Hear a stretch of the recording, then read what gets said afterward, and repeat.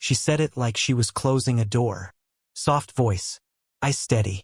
You're too young to understand. But she didn't step back. I remember the way her hand hovered, just an inch from mine, as if gravity itself couldn't decide who it belonged to. She was standing by the window of my old literature classroom, late light cutting across her hair. It wasn't gold or brown, just the kind of color the sun gets when it's tired. Her name was Elise, my teacher's oldest friend, visiting for the week. She carried herself like someone who'd already seen the worst and made peace with it. Every movement was quiet but deliberate, like she'd learned how to keep the world from hearing her think. I wasn't supposed to be there that late. I just dropped off some papers. But when I saw her, leaning on the windowsill with a cup of tea, I forgot what I came for. She smiled like she'd caught me doing something innocent and stupid at the same time. Your teacher says you're the observant one, she said, stirring her tea though it didn't need it. That usually means trouble. I shrugged. Only if people don't like being seen. That made her pause. Her eyes flicked up, quick, sharp, before softening again. She looked at me like she was deciding whether I'd meant to say it that way. Silence stretched. The kind that hums quietly in the air. Not awkward yet, just alive.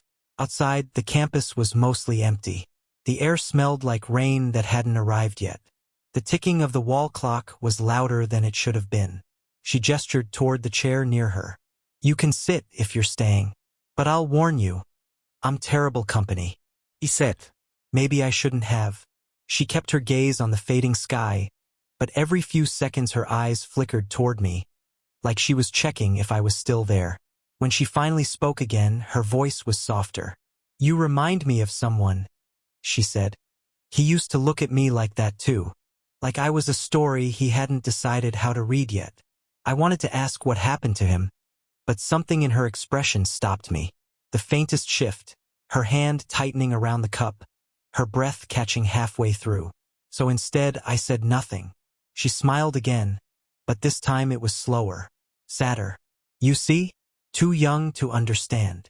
She turned away, the corner of her mouth trembling just enough to notice. Her perfume, something floral, faint, almost gone, lingered between us. I don't know what came over me then. Maybe it was the silence, or the way the light kept falling across her shoulders, or just the unbearable distance of a single step. My fingers brushed hers as I reached for the edge of the table. Barely. Not even a touch, more like a question. She froze. The room went impossibly still. Her eyes found mine. Not startled, not angry, just searching. Then came the sound of a door opening behind us. My teacher's voice in the hallway, calling her name. Elise straightened, pulling her hand away like it had never happened. The warmth faded instantly, replaced by the faint smell of tea and rain. She looked at me once more before turning toward the door. Don't look at me like that, she said quietly. It makes it hard to leave. The next day, she pretended nothing had happened. I did too badly. Elise sat across from me in the campus cafe, helping my teacher grade essays she hadn't assigned. Her hair was pinned up now, her glasses on. Professional. Distant. Still, when she laughed at something my teacher said, her hand brushed my sleeve under the table. Accidental, or maybe not. My chest tightened. It wasn't just her age that made this dangerous. It was who she was. Someone already folded into my world in quiet, respectable ways. My teacher's friend, staying in the guest apartment across the hall from the faculty office. The kind of woman people trusted without asking why. She caught me looking once. I looked away first. Later, after my teacher left to take a call, Elise stayed behind. She gathered papers into a neat pile, not speaking. I could feel the tension threading the space between us again, invisible, undeniable. You shouldn't look at me like that, she said finally. Her voice wasn't sharp this time, just tired. Like what? She gave a small smile that didn't reach her eyes. Like you already know me. I wanted to tell her that I didn't, that I was still guessing, that I'd only seen the quiet corners she let show. The faint tremor in her hands when she lifted her cup, the ring-shaped mark on her finger that wasn't there anymore, the way her laughter seemed like a muscle she hadn't used in years. Instead, I asked, Did I do something wrong? Her gaze softened. No. You just remind me of a time I thought I'd forgotten. She said it like an apology. When she reached for her coat, her sleeve brushed against my arm again. My skin prickled, heat flaring under it before either of us moved. Neither of us stepped back. For a moment, everything felt suspended, like the air itself was watching. I used to teach kids your age, she said quietly. Back before I stopped. Why'd you stop? She hesitated. Her hand still hovered near mine, not quite touching. You learn too much about what people expect from you. And one day, you realize you don't fit in their story anymore. I didn't know what to say. She slipped her coat on and started for the door, but paused, half-turned toward me. The afternoon light caught the small scar near her wrist, a line of pale memory she never hid but never explained. I shouldn't be here this late, she murmured. Then why are you? That made her look up. Our eyes locked, the question sitting between us, heavy and unanswerable. She exhaled, a quiet, shaky breath that brushed my cheek as she leaned in to pick up a dropped paper from the table. Her shoulder grazed mine, brief, warm, electric. When she stood, she didn't move away immediately. Good night, she said. But the word lingered like a hand still resting against my skin. It started raining that Friday, hard enough to turn the windows into mirrors. I'd stopped by the faculty office to return a book. Elise was there alone, sorting through stacks of old essays. She looked up when I came in, one eyebrow lifting. You again. Habit, I said. I bring things back. Eventually. She smiled, the first real one I'd seen since that day in the cafe. Most people don't. The lights hummed faintly overhead. Outside, thunder rolled in the distance, low and restless. The air smelled like wet concrete and coffee gone cold. I sat at the corner desk, pretending to scroll through my phone, but really just listening to the sound of her. Pages turning, soft footsteps, the occasional sigh. Every sound she made filled the small office too completely. When she spoke again, her voice was quiet, cautious. People already ask about you, you know? My chest tightened. What do they ask? She kept her eyes on the papers. Why you keep finding reasons to come here? I didn't answer. The silence stretched, tense, almost audible. After a while, she looked up. You should care what they think. I do. Not enough. She moved closer then, setting down a stack beside me. Her hand brushed the table near mine. Not touching, but close enough that my pulse jumped. You make it hard to keep boundaries, she said softly. I swallowed.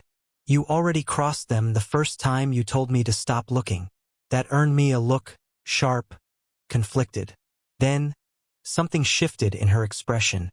The faintest tremor of emotion she couldn't mask. She started to say something, stopped halfway. A knock at the door broke the moment. We froze. My teacher's voice echoed from the hallway. Elise? You still in there? Elise blinked, eyes wide, and gestured frantically for me to move. I ducked behind one of the tall bookshelves just as the door opened. Oh, my teacher said, stepping in. Didn't realize you were still working. Elise smiled too quickly. Just finishing up. My heart hammered. From where I stood, I could see only her back. Shoulders tight, posture too straight. She kept talking, light and casual, until the door finally closed again and my teacher's footsteps faded. Elise exhaled, leaning against the desk. I stepped out from behind the shelf. You're a terrible liar, I said quietly. She turned, startled, but the tension in her face broke into reluctant laughter. You shouldn't have been here. I know. She didn't move when I took a step closer. Her breath hitched just slightly, barely enough to hear. The rain outside blurred everything beyond the window. We were inches apart now, the space between us smaller than a breath. Her eyes searched mine, flicked to my mouth, then back again. For one impossible second, it felt like gravity might finally win. Then she whispered, Don't. But she didn't step back. She avoided me for 3 days. No texts. No glances across the cafe. Nothing. By the 4th, I stopped pretending not to notice. I found her outside the faculty lounge, sitting on the low wall that looked out over the rain-damp courtyard. Evening light made everything gray except her. She looked carved out of quiet. "You're mad at me," I said. She didn't look up. "I'm trying not to be." "Why try at all?" That made her lift her head. "Because wanting you feels like forgetting who I am." The words hit harder than I expected. I moved closer, slow enough to give her room to stop me. She didn't. She sighed. "You think this is simple, an older woman, a younger man, a few stolen moments that don't mean anything outside these walls. But it isn't simple. People talk. They always do." He sat beside her. Our knees almost touched. "Let them." Her laugh was small, broken around the edges. "You have no idea how loud they can be." Wind carried a faint trace of her perfume, that same faint floral note that had followed me everywhere. I wanted to reach out, just to see if the air between us would finally give. Instead, I asked, "Who hurt you so much you started talking like that?" Her breath caught. She turned toward me, eyes sharp, shimmering with something that looked a lot like anger but wasn't. "Don't think you can fix me," she whispered. "You're not here to rescue anyone." "I didn't come to rescue," I said. "I came because you left." That silenced her. The courtyard light flickered on, painting us in soft gold. The world shrank to a heartbeat and the sound of rain sliding off the roof. She tucked a strand of hair behind her ear, but her hand trembled. I reached out before I could think, my fingers brushing hers, then tracing that loose strand away from her face. Her skin was cool, then warm, then trembling too. "Tell me to go," I murmured. Her eyes closed. "I can't." I leaned closer, close enough to feel her breath mix with mine, every inhale unsteady. Her hand came up, not to stop me, just to rest against my chest, as if she needed proof that this was real. "You shouldn't be here," she said, but her voice broke halfway through the sentence.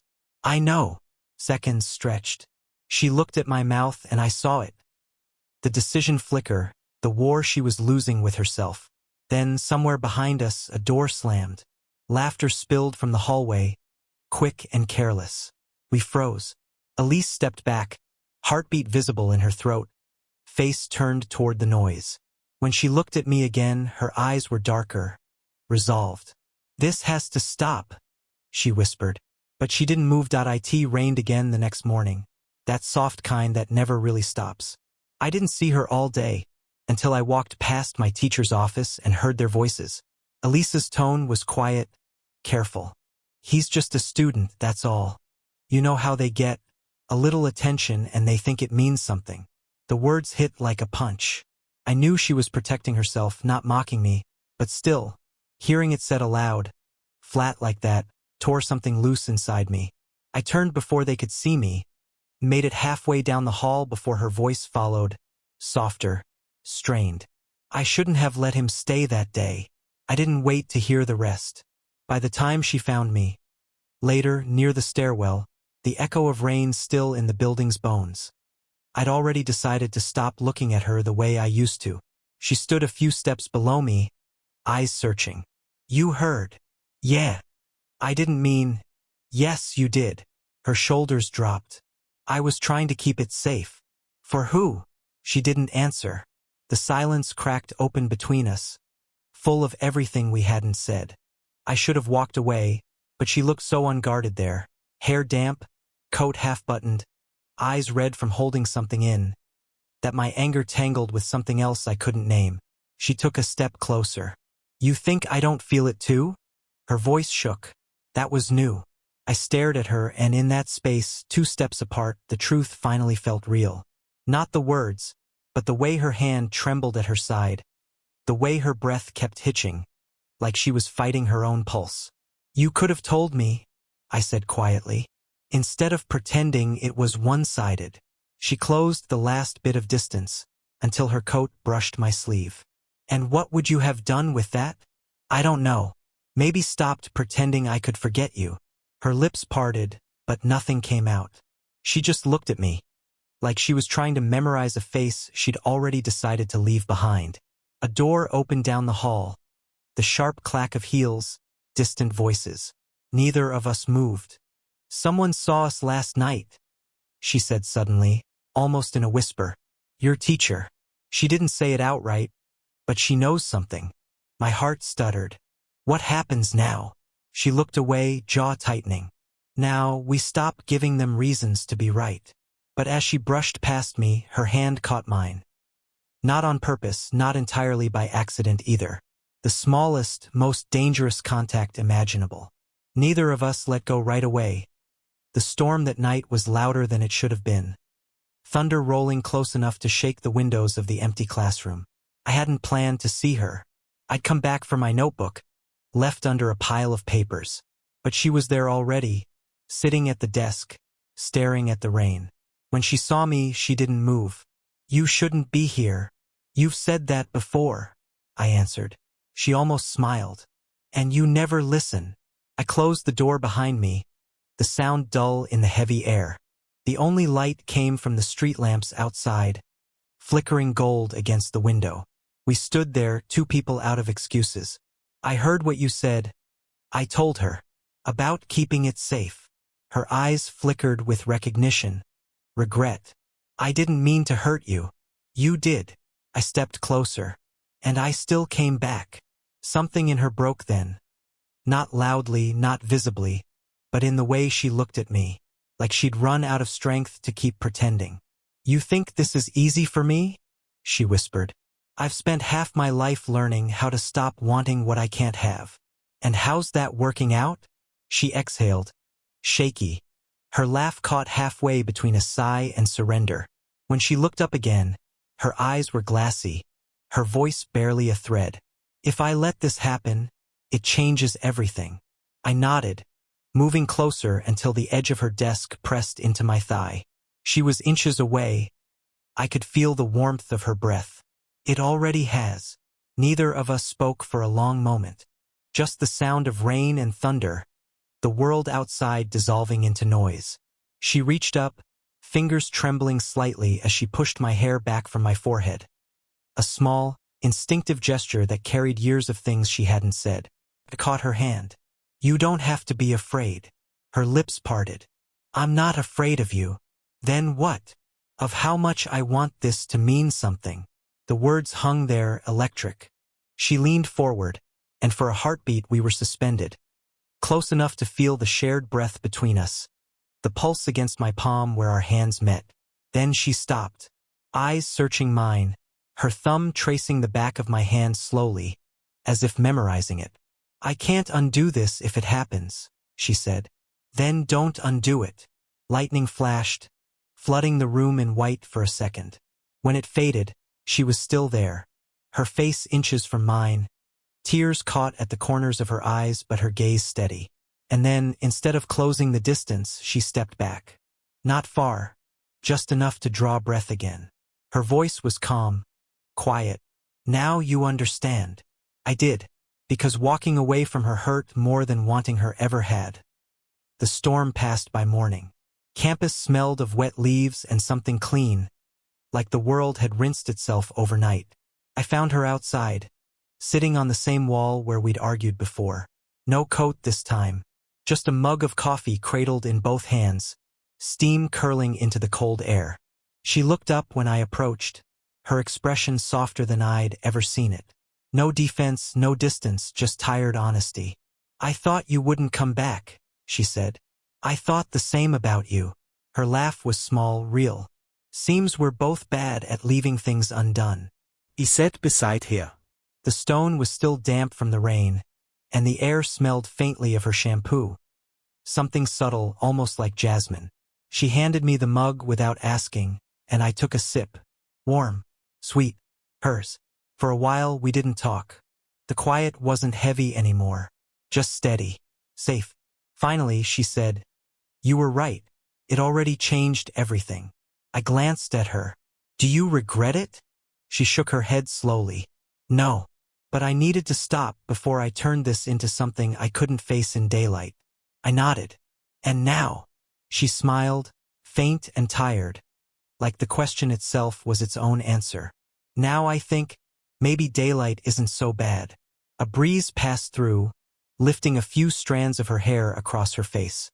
I reached out without thinking and brushed them away. She didn't flinch this time.